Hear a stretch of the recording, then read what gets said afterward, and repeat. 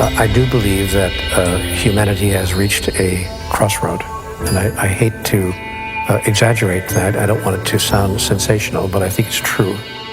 I think our species, the species of human beings, is coming to a place where we are deciding about ourselves. We are making a huge decision about who are we, who do we really choose to be? Who are we? Who do we really choose to be? Who are we? Who do we really choose to be?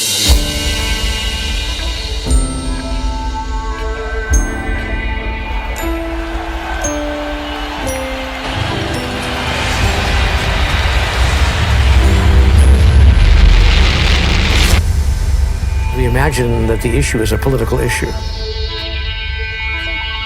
Then we say, well, it must be a financial problem. The problem is not political, it's not financial, and it's also, by the way, not military, obviously. Circumstances don't determine who you are, they reveal who you are. And the world that we live in now, the circumstances are changing so rapidly that we're being revealed. There's no such thing as a problem. A problem is essentially a transition. So I see the crises of today as a transition point for humanity.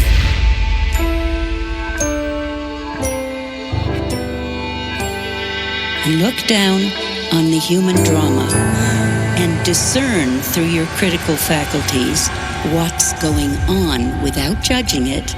Just discern what is this human drama about right now and what role can I best play in it.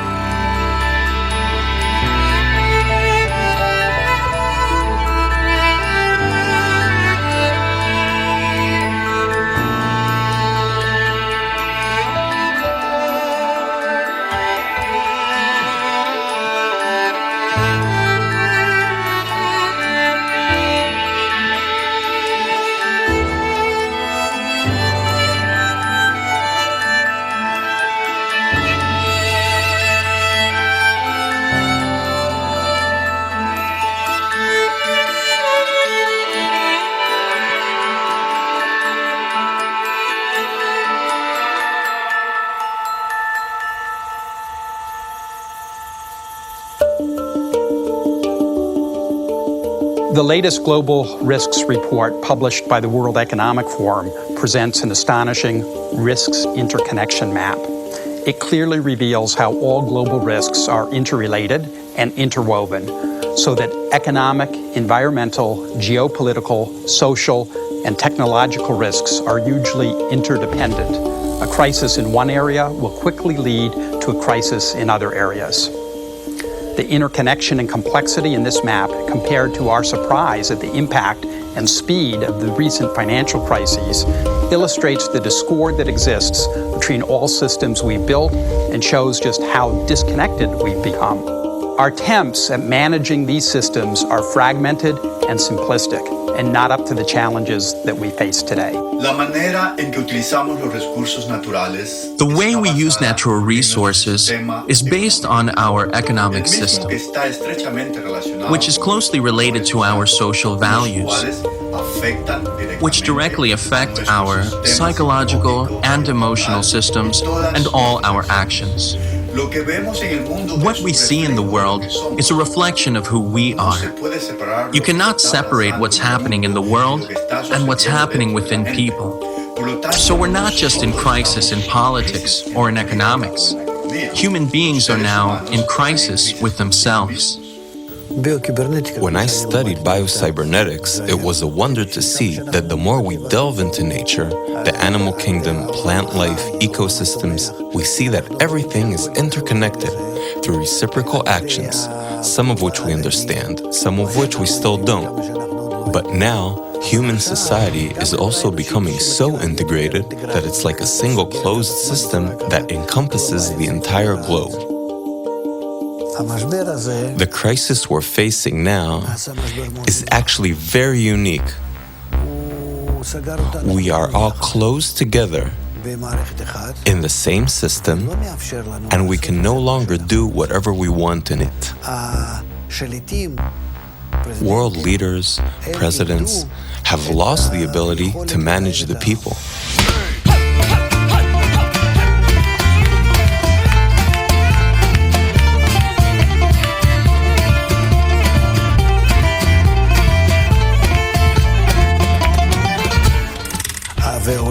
It's as though the world began to move without any reins, but rather according to a new law of interdependence, of connection, the law that is characteristic of integral systems.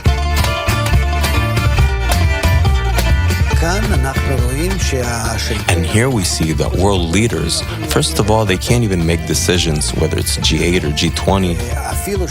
And even if they arrive at something, they can't realize it.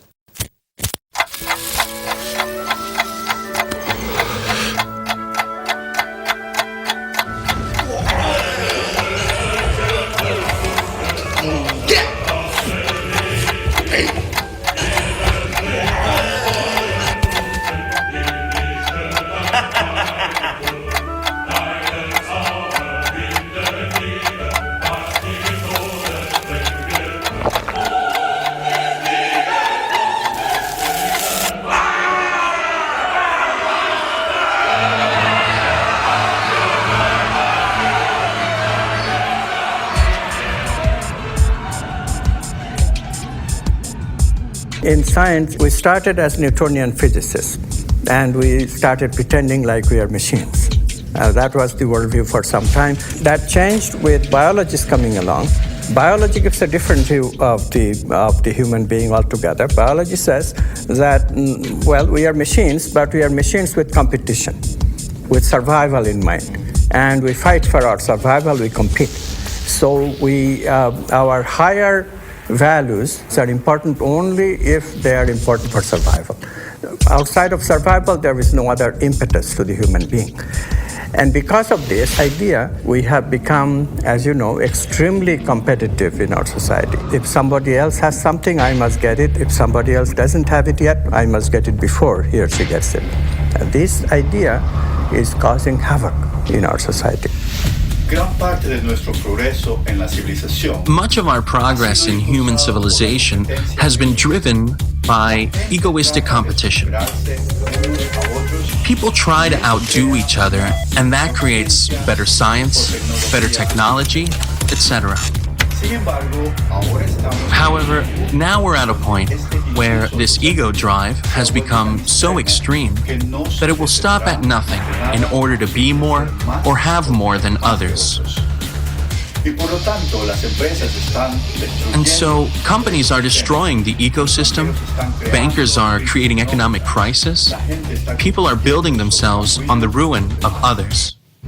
Our food supplies are increasingly at risk, water resources are increasingly being strained, and our financial systems continue to be highly volatile and risky.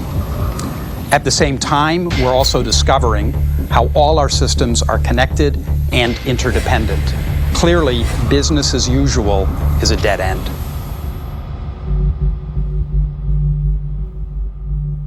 In the previous days and times, we've been involved, not exclusively, but largely, in the process of individual survival. How do I get through the day? How do I get through the week? How do I get through the month? In the 21st century, we're learning now that we can no longer concentrate on individual survival strategies, that unless we begin to coalesce those strategies and learn how we can survive collectively, that no individual is going to survive in the long run. Again, I don't want to be an alarmist, but I realize that we are facing a very critical time now. The separation theology that humanity has established through the years has created a separation cosmology, that is a cosmological way of looking at things that says everything is separate from everything else.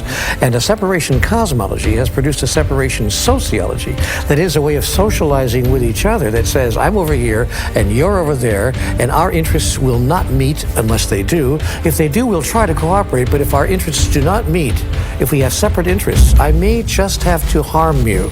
I may, in fact, just have to kill you.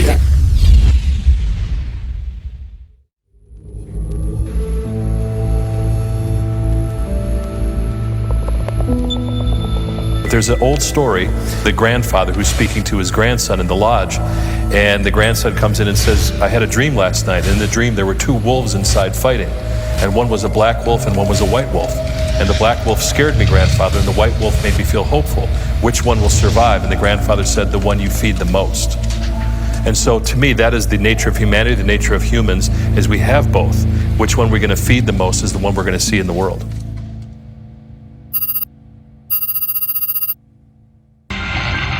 The Ash experiment is one of psychology's oldest and most popular pieces of research.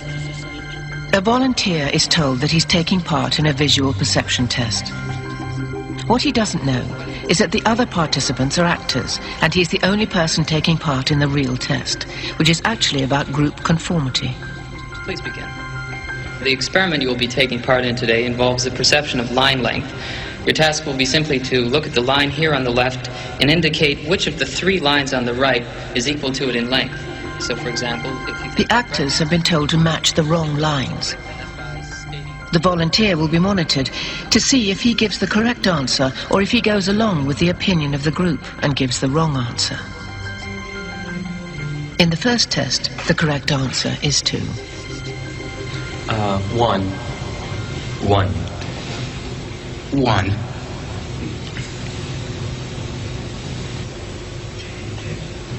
It's 2. 1. Once again, the correct answer is 2. 3. 3. 3.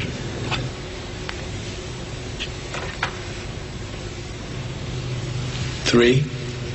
3.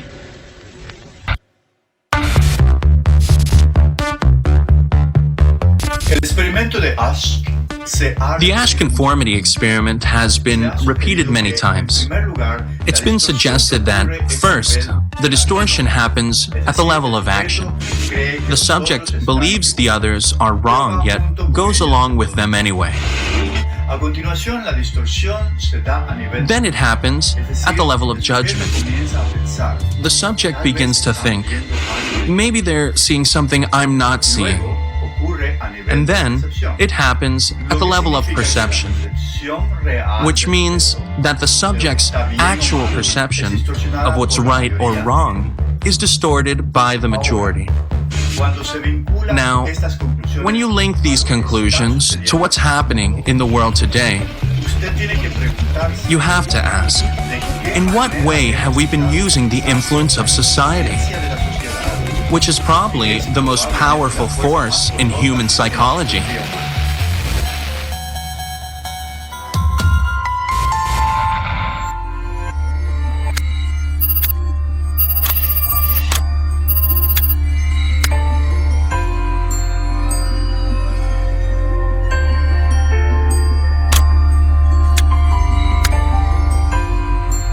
Over 40 years ago, I was cloning stem cells, and one of the first experiments just so blew my mind that it really changed the whole course of my education and my life.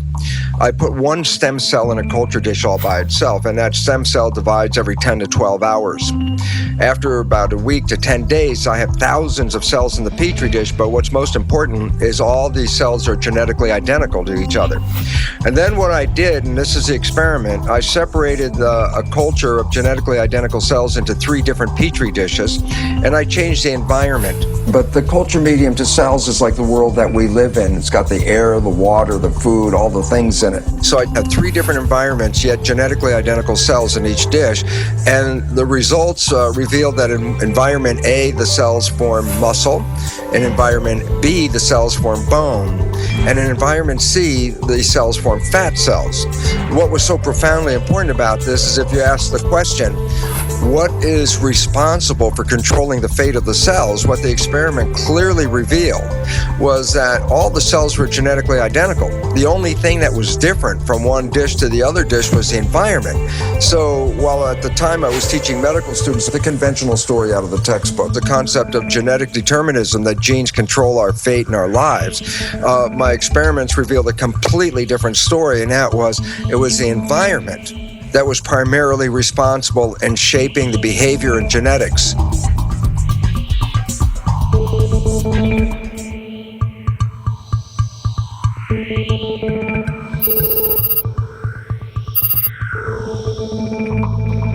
And there's new research out of Harvard Medical School about social contagion. And I think it's kind of obvious and intuitive that you catch the moods of people around you, but now they're finding that people get fat in groups, they get happy in groups, they quit smoking in groups.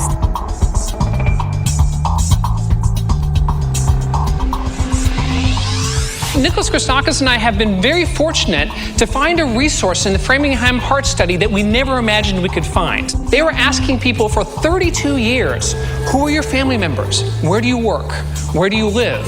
And most importantly, who are your friends? For the first time, now that we have data like this, we are able to get a bird's eye view of networks like the networks that you live in. We had some validated measures of various emotions, including happiness. And what we attempted to show, and were able to show, is that my happiness depends not just on my own actions and thoughts and behaviors, but also on the actions and thoughts and behaviors of the people to whom I'm directly connected, my friends, siblings, spouses, neighbors, coworkers, and so forth, and the people to whom they are connected, and the people even to whom they are connected. And what this finding is showing us is that it's not just behaviors that are spreading through networks, it's also these emotional states that are spreading through networks. So we think that what's spreading is this tendency to transmit ideas, these norms of behavior. You are, in fact, a social organism. You're created by your environment. There's no you and there's no me. Once you begin to think about how everything you do has been taught to you one way or another, granted, you're putting things together and you're making decisions, but your decisions are limited to the information that's been given to you and that you've learned. So I'm a walking amalgam of a social engineering, so to speak. If I see myself as separate from everything else, that I could say is incorrect. For example, everyone knows they have to breathe. Through time, people will begin to understand that their integrity is only as good as the integrity of everything else around them. So what is happening in science is really quite pathetic, and what is happening in the public at large is also equally pathetic, because what is happening is that by pretending to be something, we are becoming that something. By pretending to be something, we are becoming that something.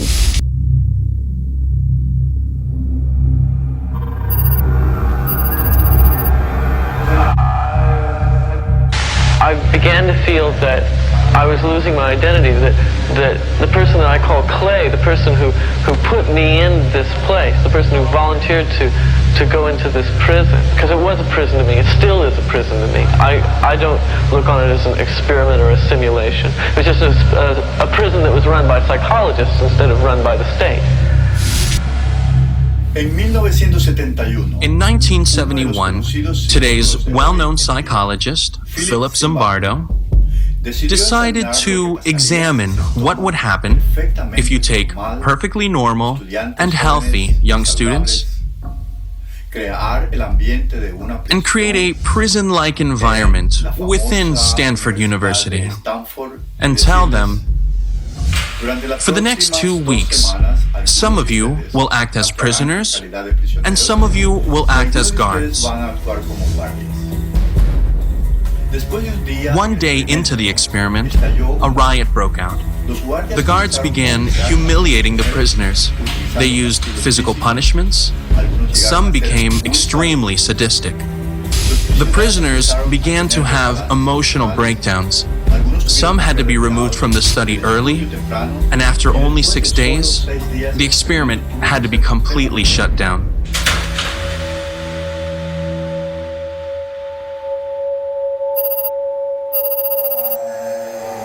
I had really thought that I was incapable of this kind of behavior. I was surprised, I was dismayed to find out that I could really be that I could act in a manner so absolutely unaccustomed to anything I would even really dream of doing. And while I was doing it, I didn't feel any regret. I didn't feel any guilt. It was only afterwards when I began to reflect on what I had done that this behavior began to dawn on me, and I realized that this was a part of me I hadn't really noticed before. By pretending to be something, we are becoming that something. By pretending that we are mindless matter, we are just material and that's it, we are excluding the finer aspects of life. We are excluding the finer aspects of our experience. And this is very serious business.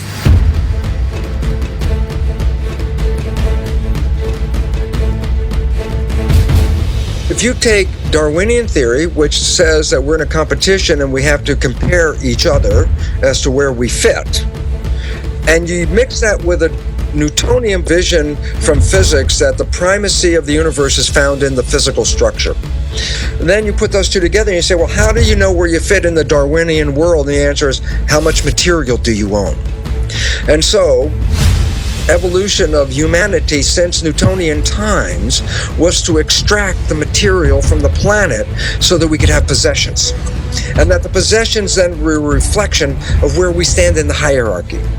If you're very low in the hierarchy of human life, you have nothing. If you're very high in the hierarchy of human life, you have money and possessions and houses and toys and all these things. So then you say, well, then who suffers from all this? Well, there's great suffering at every level, whether suffering in the physical planet or in the human civilization, there's suffering all over. In order for me as a human to prove my hierarchy, I have to extract the material from the planet. So what do? I mine the planet. I rape the planet of all of its possessions so that I can hold in my hand this chunk of gold and say, see how much I am worth, where is your gold?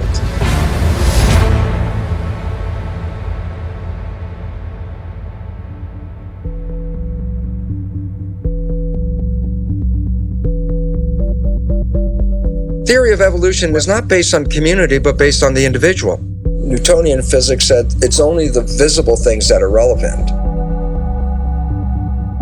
But in a world based on quantum physics, which is based on energy, some of the things that we understand in the nature of energy are emotions and feelings, such as love and beauty. These are expressions of energy.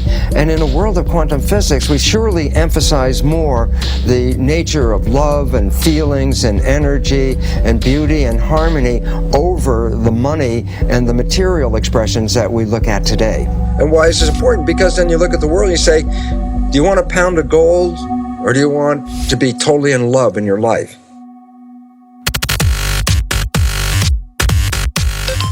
This is a painting known as the Supper at Emmaus. And in the 1940s, when it was thought to be painted by Johann Vermeer, it was worth millions of dollars. It was perhaps literally priceless. It was in Holland, and it was one of the most renowned paintings in Europe. People would travel through Europe to see it. Until one terrible day when it was discovered that it was not painted by Vermeer at all, but by the great forger, Van Meegeren. In other words, it was discovered it was not this painting, but that painting. And all of a sudden, its value dropped to nothing. How you taste something is critically affected by what you believe you're eating. And this shows up in all sorts of ways. One nice finding involves children. How do you get children not just to eat their carrots and drink milk, but after they have the carrots and milk, to report that they tasted good, better than your normal carrot, better than your normal glass of milk? It's actually terribly simple to do this. This was done in a study a couple of years ago. You take them out from a McDonald's bag. They get people into a brain scanner, and as they're lying on their back, there's a tube going into their mouth, and they get to drink wine through the tube while their brains are being scanned. Above them is a screen where they can read information about the wine that they're drinking. Everybody drinks the same wine. If they think they're drinking the cheap stuff, they'll report, it doesn't taste so good, and they have a low-level neural response. If they think they're drinking 200 out of a $200 bottle, they say they love it, and the pleasure centers of their brain light up like a Christmas tree. This is John Cage's work. Comes under different names, but it's often called 4 minutes, 33 seconds, because it was a famous modern performance where the pianist is instructed to sit at the piano and be silent for 4 minutes and 33 seconds. Now, as you can imagine, this is fairly controversial, whether or not this is brilliant or just ridiculous. But my favorite fact about this is you can go onto iTunes and you can buy for $1.99 the entire thing of 4 minutes, 33 seconds, which is, of course, silent. And I've read commentaries on this where people are outraged. They say, look, just turn down the volume of your computer and sit there for 4 minutes, 30 seconds. But psychologically, I think that wouldn't be the same silence. This is that silence from that performance. You know, it's astonishing to me that we don't realize we make this all up. We made the whole thing up. You know why gold is what the value it is? Because somebody said so. That's it. You know why the fuel costs what it is? Because somebody said so. Somebody speculates, somebody decides, there's a belief, enough people join in, this is what a thing costs. We've all decided this. So an awakening of, we're repeating these cycles and we're getting kind of tired of it, maybe we should do something different this time around, be something different. People are interested in processing meaning and values. We have to hear that. It's the society, the media especially, that puts ordinary people into this vain search of material goodies. Yeah. People didn't live this way even 50, 60 years ago. You know, this is just a very recent phenomenon, that if you have, instead of one cell phone, two cell phones in two pockets, then somehow you'll be better off.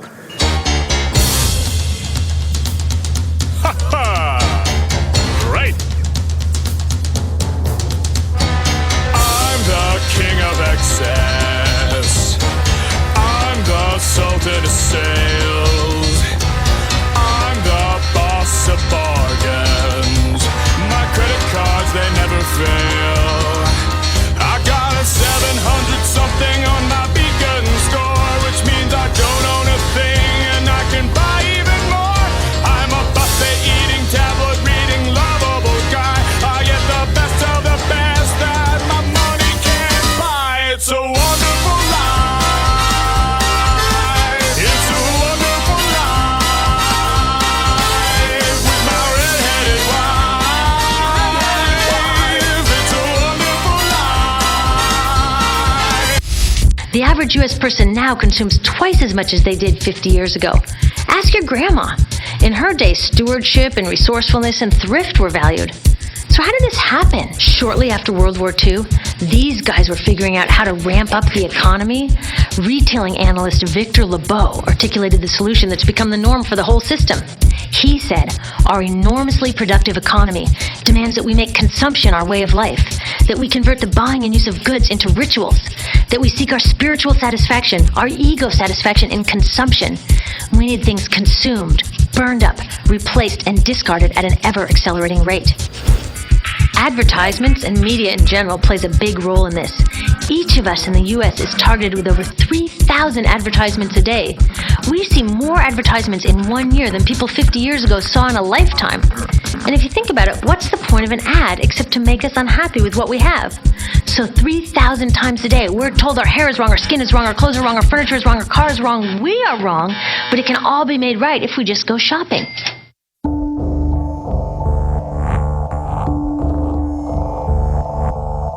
Mr. Rogers, who was the TV guy here in the United States, said the space between the television and the viewer should be sacred.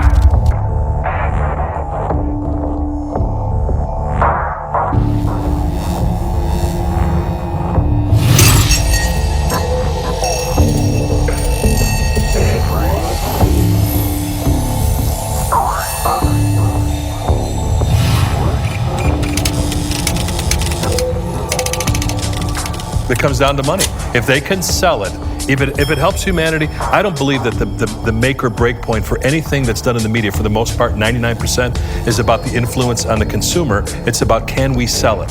And if they can sell it and it's good for you, they'll sell it. But if they sell it and it's not good for you, they'll sell it anyway. In my world, I think that matters greatly on the impact of the listener because it changes their lives one way or the other.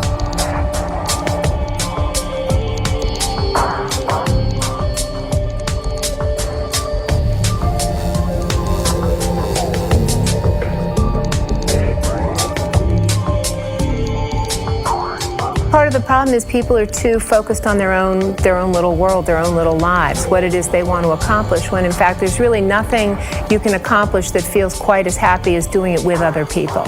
And so I think there's been too much of the entrepreneurial greed, me focus in the last few decades. And I do think that people have become aware that we're becoming more unhappy, not just in the United States, but all over the world. Depression rates are rising faster.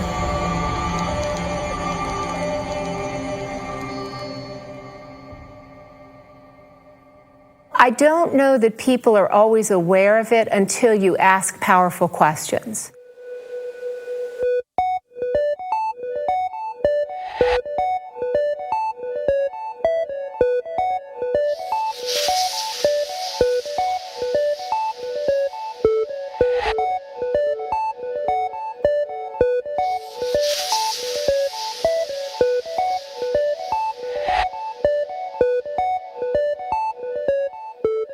And the research is so interesting on this that if you ask college students what they aspire to, they talk about money.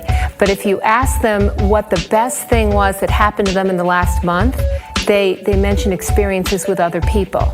They never mention possessions. So on an intuitive level, people do understand what it is that brings them joy, but sometimes they have to find out the hard way.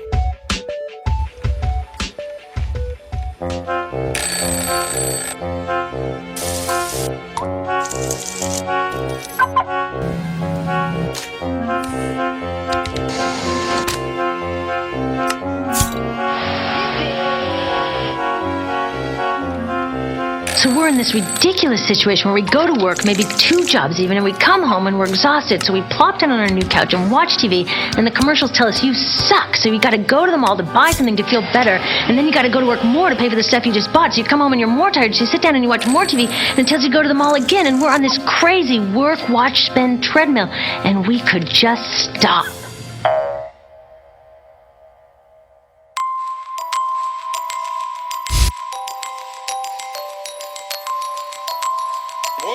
I had a question, and the question was, how much did you cut them by?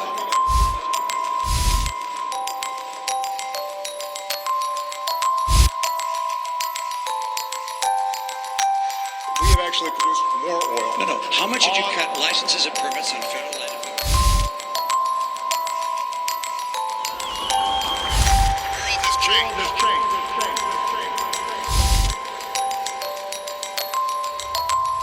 We must change with it.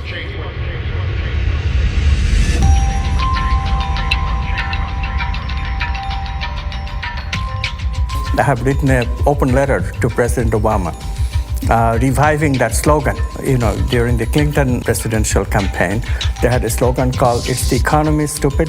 For me, the slogan is, "It's the worldview, stupid." It's unless the worldview changes, unless the worldview acknowledges listening to the values, listening to the personal meaning of life and the social meaning of life, unless we do this, real change cannot come. So I wrote to President Obama, if you talked about real change that we can believe in, if you really want change that we can believe in, please help us to change our worldview. The change of man is the key to changing everything else in the world. Without it, nothing significant will change. What we need is not just patching up, not just solutions to current problems. What we need is a transformation, a fundamental transformation, which means a change of values, the change of thinking, change of consciousness, change in the way the human being thinks and acts. Worldviews affect the engine of civilization. It affects who we each individually think, who we are and how we behave, and our moral sense, business. It affects everything. An experiment was done by 2 social psychologists where they did the following. They took a bunch of students and they had them read one of 2 passages. One of the passages was description of who we think we are.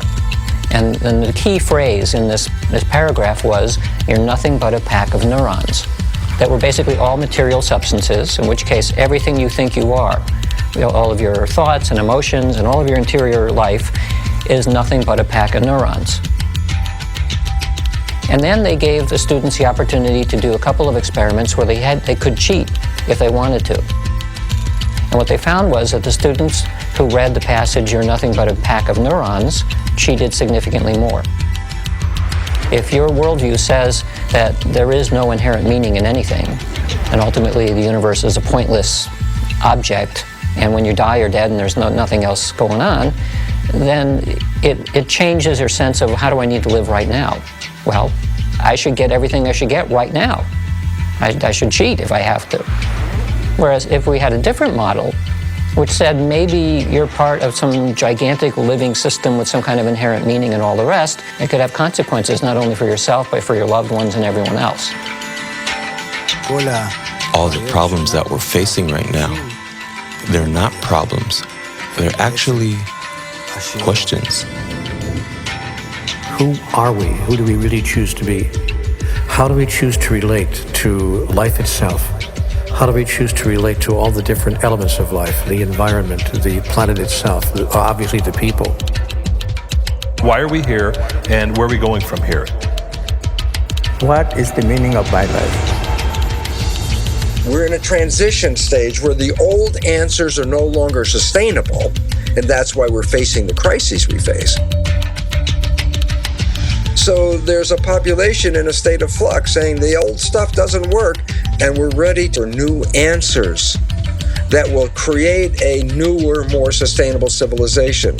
Simple point, the old civilization is no longer sustainable, the answers are flawed, new answers are in, and we're in the moment of taking those new answers and weaving a new culture that will support those answers and support ourselves.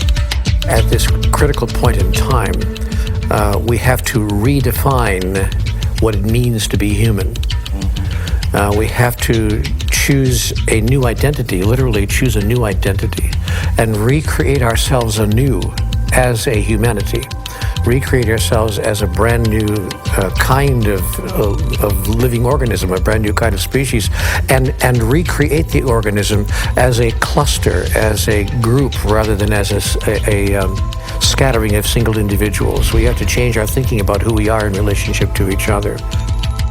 We've been living in a competitive society for too long, and the world we see is the result, the ego, the competitive ego. What we have to do is learn how to cooperate and drop the ego and realize, again, that if we have people in one country that are very poor and people that are very wealthy, the wealthy are going to have to get big armies and big fences to keep those other people out. It's not going to work with the divisions of society that we have today and the stratification.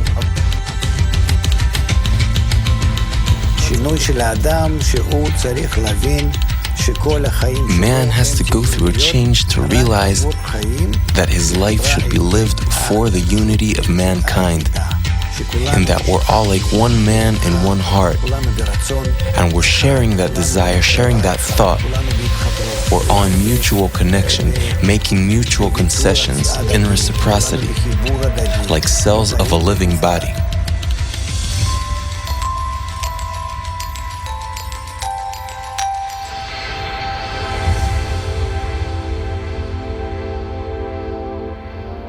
It's so simple, but we make it so difficult, and it's these hard things, these challenges, these horrible things we see are there to urge us to be better than we are. And I think until we start seeing that, they will continue, no matter on all levels.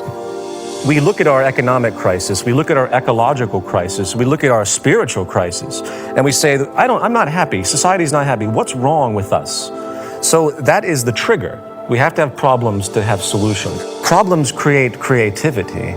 There's no such thing as a problem. A problem is essentially a transition. So I see the crises of today as a transition point for humanity. I see them as not necessarily something that's out of the ordinary. Again and again in nature, from the very most ancient bacteria to more recent species, they go through a juvenile phase of hostile competition to establish themselves. And then they discover the economics of cooperation. And when they find that it is cheaper and more efficient and more beneficial for everyone to feed your enemy rather than fighting them, then we are on the way to the new civilization we're all looking for. The wonderful part about nature being fractal is that we can use patterns in nature to understand other patterns that exist, because patterns repeat themselves. So now if you want to look at a pattern that's playing itself out on this planet right now that would give us insight about what is going on. So I say, look inside a caterpillar that's growing.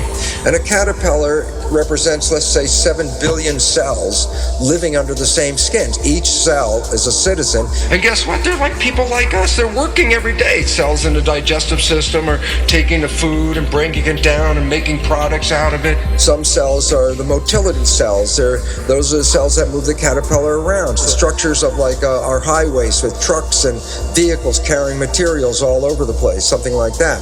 Cells of the immune system are taking their job of protecting the system. Respiration system is making sure fresh oxygen is being delivered. So all the cells have jobs. The caterpillar's growing. If you were in there and a reporter, you look around going, yeah, the economy is going great guns. It's growing every day. Everybody's working, full employment. This is the kind of thing we love to see. How much are we growing every day? Some percent every day. And then the caterpillar reaches a certain stage of growth. And at that stage of growth, it just stops eating. It can't take in anymore at this point. It's reaching a maximum size. Then if you're a cell inside that community, imagine what would happen. That you're on the job and all of a sudden there's less food coming in and you're a digestive cell and you say, well, man, the work is slowing down here. The factory is slowing down. Then all of a sudden it gets to such a low level that many cells get laid off of the job. Now their cell's not working. Why? There's not enough food coming in to keep them all working. And as the food shuts down, then the other jobs are affected because if there's no food, then there's no energy, and all the systems start laying off cells, and pretty soon there's massive chaos under the skin of a caterpillar. Why? The systems stop growing, the cells are out of work, nothing is evolving, and the thing is falling apart. If you were a cell in that caterpillar body at that time, you would look around and say, oh my God, our world is coming to an end. And yet, in the midst of those billions of cells, in among them are other cells genetically identical to them, no different. But they think differently. They respond to the signals differently. These cells have the interesting name called imaginal cells. And these imaginal cells come up with new visions. And what happens is, in the midst of all this chaos, when all the other cells are running around thinking the end of the world is coming, the new imaginal cells are laying out new ideas, new visions, a new plan, a new scheme, a new way of life. And around these ideas, the cells reorganize and they start to create new massive organizations to create something much more fabulous than the previous system. A system that is much more sustainable, a system with a higher level of evolution. And that system they're constructing called the butterfly. So there's a transition from an old world of caterpillar with an old belief system and an old way of life that was no longer sustainable. And therefore, you have two choices in this world right now. You can retain your caterpillar status and go, oh my God, the sky is falling, and be in fear. Or you can say, the caterpillar is going, I want to build the butterfly. Why? Because if I become active and, positive in the process of building the butterfly, I'm engaged, I'm working, we're creating the future. If I sit there and bemoan the loss of the caterpillar, then I'm making myself sick and everything around me. Why? I'm not contributing to our evolution. And so, where are we? We're at the demise of the caterpillar stage of civilization and the rise of the butterfly. What we have to recognize is that all these crises, etc., is not outside of consciousness. Mm-hmm. It is also inside of consciousness. Mm-hmm. There is a plan to this madness. Mm-hmm. If we look at biological evolution, all big evolution is preceded by a catastrophe. So this is evolution of the human being that is going on right now. From being overly concerned with the negative emotions and the rational mind to listen to the values. Love, beauty, justice, truth, goodness. We need to hear that. But how do we hear that without the pangs of suffering?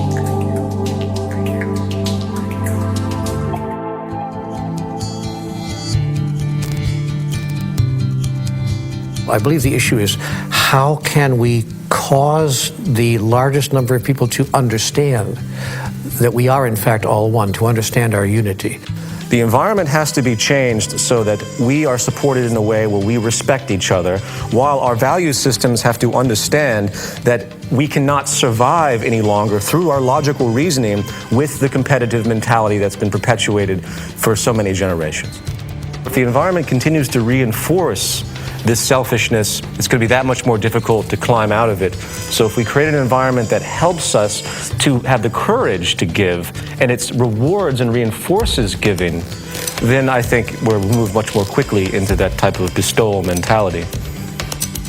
What we're beginning to see now is the fall of all the major institutions, whether it's economy, politics, education, healthcare, every fundamental level of institution in the world. So there's going to have to be changes at every level.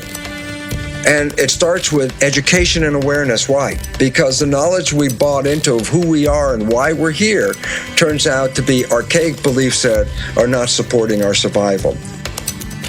We have to go from our old limiting beliefs that brought us to the current state of the world, rewrite those beliefs so that as we take the next step forward, we do so with new awareness, new power, and a new understanding of where we want to go. So we need to change education. Just imagine what would happen if we changed our environment completely. What if we would constantly hear in the news, through art, entertainment, advertisement, that we're all interdependent, that we're all interconnected as one integral system? How would our world look like? How would you relate to all the others in that system?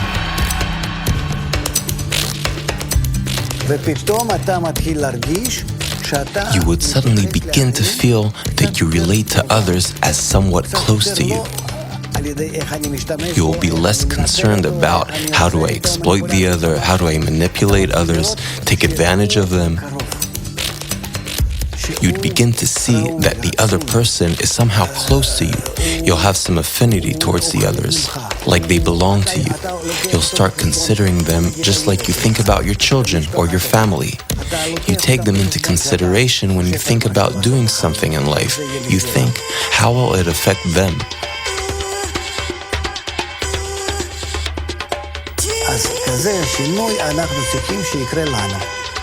So that is the kind of change we need to go through. And it can happen to us through the proper environment that we create for ourselves.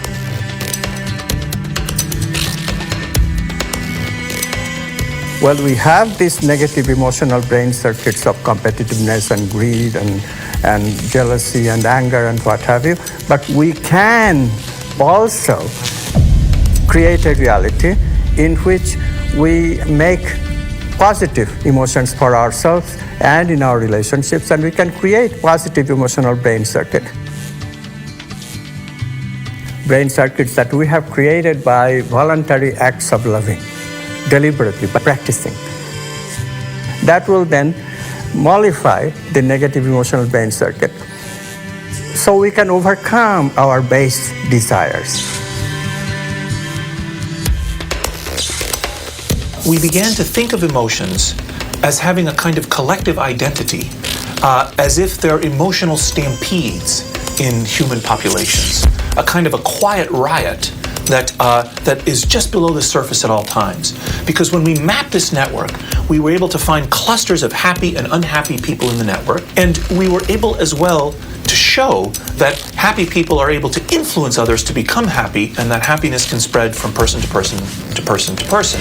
And it's this kind of view of the human superorganism that has really started to change the way we think about ourselves as human beings. We are connected. We are connected in ways that these other social species are, like schools of fish and flocks of birds.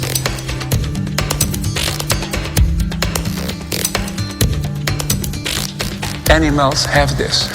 So-called primitive people have this. We have seemed to have lost it through our intensive egoistic orientation. If you recover this connection, then we will behave with greater solidarity to each other. We will extend our solidarity that exists in a family. We can extend it over larger areas, ultimately to the whole human family and to the living environment.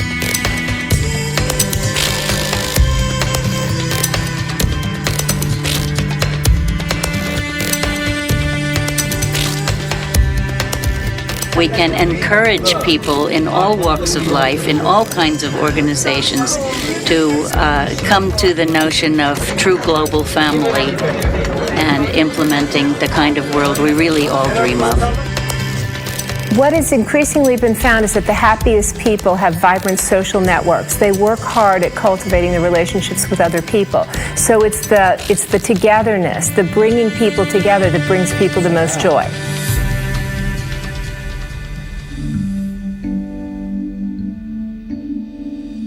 In some ways, science has always recognized that everything is always interconnected. But everything is also interdependent. And you can't study everything all at once. So science has been very good at sort of slicing up the world into little pieces and then diving deeply down each little piece, and that becomes a discipline. And it's very easy to forget that that piece actually is still connected to everything else. We conveniently forget it, which creates something which is ultimately a whole system, but it becomes fractured.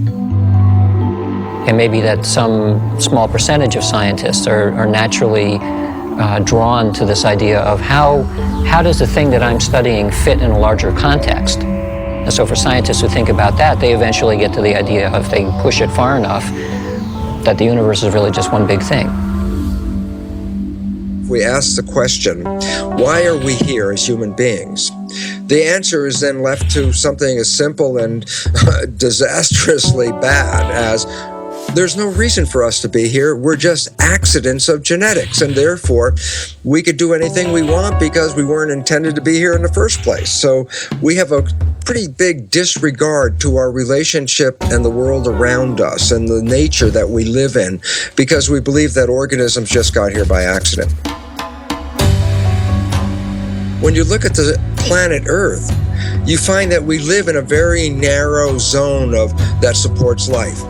A perfect combination of gases in the environment, a perfect temperature and all this, and it stays constant, which has been a very unusual event of how can a planet keep a constancy in a world where everything is dynamic around it? And the answer is because nature has created one organism after another organism to keep the environment in balance and compensate for the ranges of activities that occur around us. So we keep what is called homeostasis.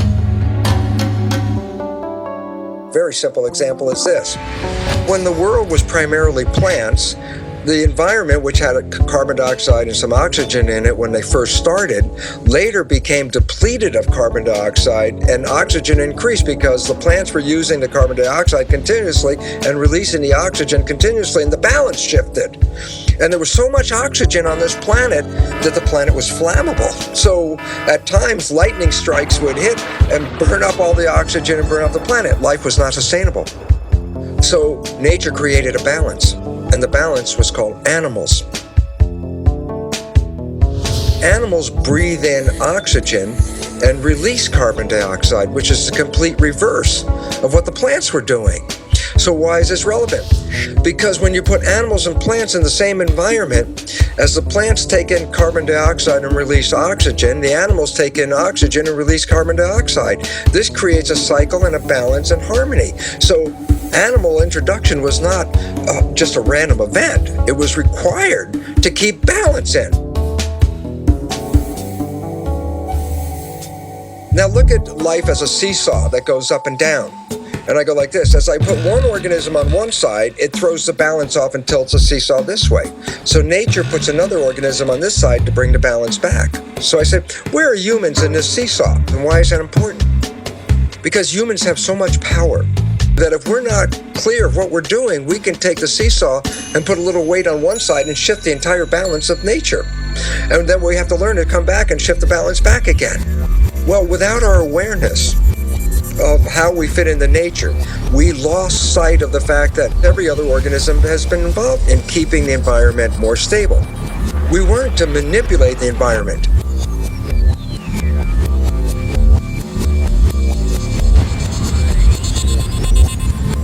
But if the balance now shifts way off because of humanity, then it means that nature will no longer support human life on this planet. It says that we have upset the balance of the environment and are causing our own extinction. So the writing is on the wall. We have to work collectively to create harmony back in the environment. When we become aware of this, we can engage in that activity as the primary direction of human civilization.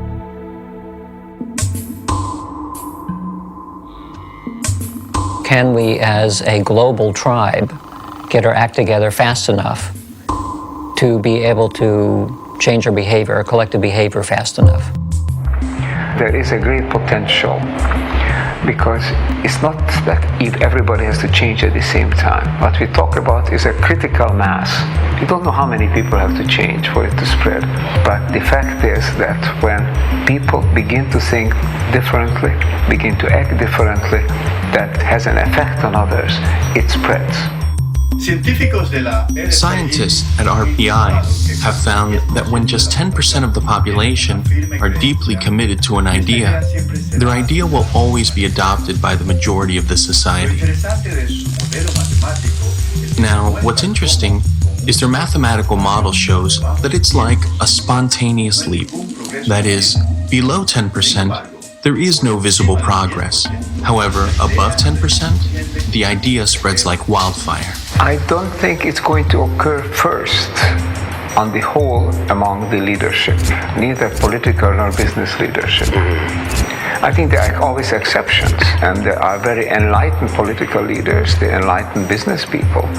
But on the whole, these people have too much stake on the present system, and they are afraid of change, because their own base of power and wealth lies in maintaining the current system. So the change has to come from elsewhere. I don't think it can come from the very poorest people. The very poorest people, maybe 2 billion people in the world, try to survive somehow. They have to get the food and the housing and the job and the healthcare and the education that is a minimum requirement. We can't expect it from that, maybe 200-300 million people who are really the wealthy and the leading classes. It has to come from those who are in between, who have a choice, who are becoming increasingly concerned, and who know that something needs to be done, and the hope is that they will wake up.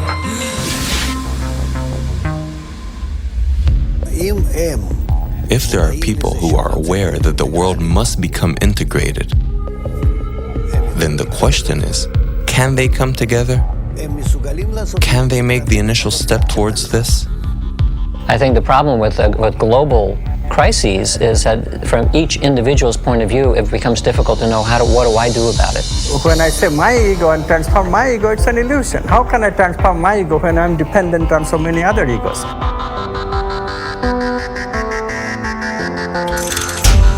So because of the efforts of a few, changes will start occurring. How? Because the pressure, evolutionary pressure, is acting on everybody. It's just that they don't have the right context. All they need is a trigger. The trigger will be provided by this upper echelon of people who are working together to develop positive emotions. So they affect a much bigger number than is indicated by the little community that started it. So one little change in one little community can affect a much larger human community, and the interconnectedness that we have through the internet, interconnectedness of the ego, all of a sudden, without even knowing that it is doing so, will change and establish itself, and therefore changes can come very fast.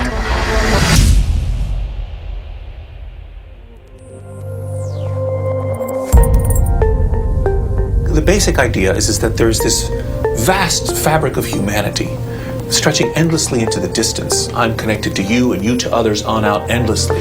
Your actions can influence the actions and feelings of others around you, which in turn then can spread to still others and then to still others.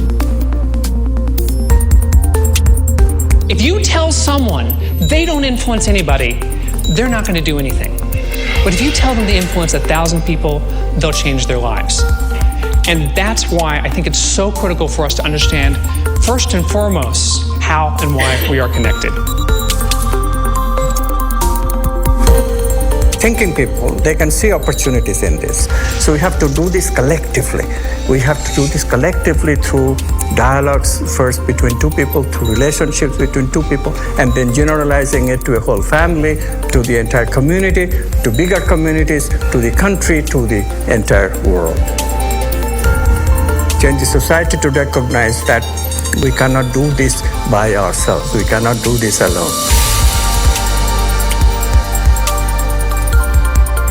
It's actually very simple what we have to do. It's just getting people to identify with it and see the benefit of what that offer is, the offer of working together, and how cataclysmically better life will be, right? Materially and spiritually. So. The lack of connection between people causes all the sadness in the world. No question about it. We are at crossroads, and it's not going to be decided by fate. It's not a destiny. We have at a point where the future of humanity is going to be decided by how people think about it today and how they behave. Awareness, awakening, these are the key terms. We have a chance to change. One thing we have to recognize is that to change is no longer a question whether or not. Change is coming. The only question is whether it's coming unexpectedly and abruptly on us so that we can't do much about it, we become victim of it, or whether we can anticipate it, create those major changes that will bring about a better future. And that is the unprecedented task of the generation now living.